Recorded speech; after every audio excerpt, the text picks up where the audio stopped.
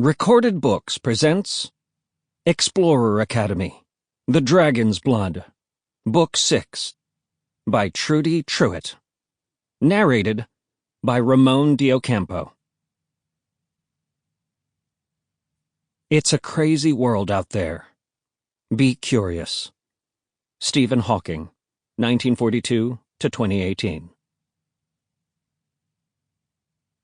Chapter 1. Kinabatangan River Basin, Malaysia. Sweat dribbled down the back of a sticky neck. Hot feet swelled inside boots that got tighter with each step. Even breathing was hard, like trying to inhale with a wet towel covering your face. If this was immortality, thought Cruz, it was way overrated.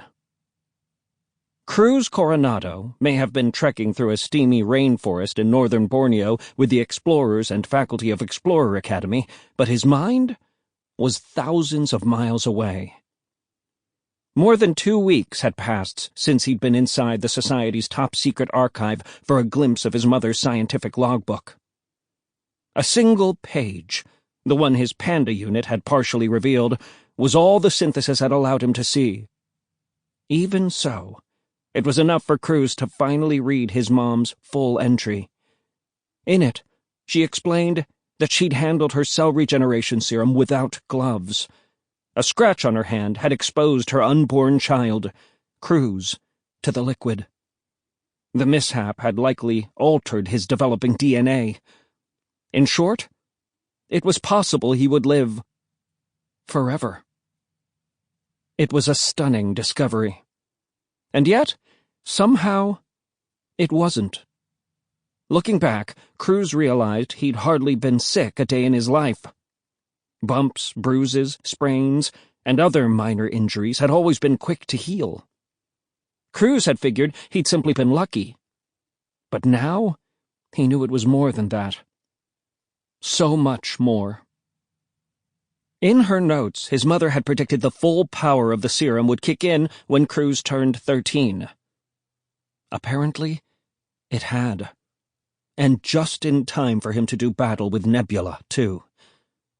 The gash Cruz had gotten on his leg when Prescott nearly drowned him in Hawaii, the burn on his arm from Mr. Rook's laser blast, and his broken toe and concussion from the fall into the cavern in Turkey had all mended within a day or two. Faster than ever. Not that Cruz had given any of these injuries much thought when they'd occurred. Now, they were all he could think about. Damaged cells need time to regenerate, right? Cruz figured he was as human as anyone else when it came to things that would cause a quick death, which Nebula must have known too. Is that why his mother had not survived the fire in her lab? Her cells couldn't repair her injuries fast enough? Or as an adult, had the serum affected her differently?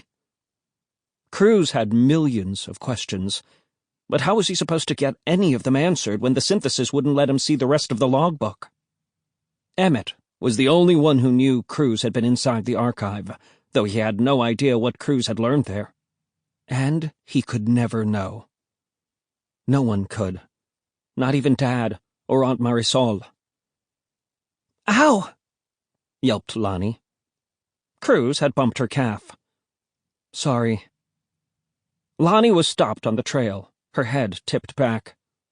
Cruz followed her gaze, his eyes roving up the tangle of thick branches that wove the canopy in layers too numerous to count.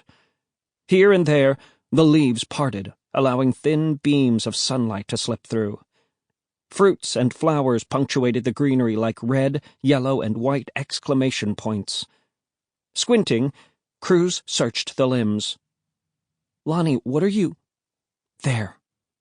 Among the leaves, still glossy from an overnight rain, Cruz spotted a patch of reddish-gray. A monkey! Its back to them, the animal was crouched on the fork of a twisted tree trunk about 20 feet up. The bright orange-red fur on its head, neck, and shoulders turned a soft gray as it extended down its arms, legs, and tail. The monkey's thin tail was nearly as long as its body. A gray hand with long fingers lazily plucked unripened figs from a tree. By now, Professor Ishikawa Sample complete. Ready to continue?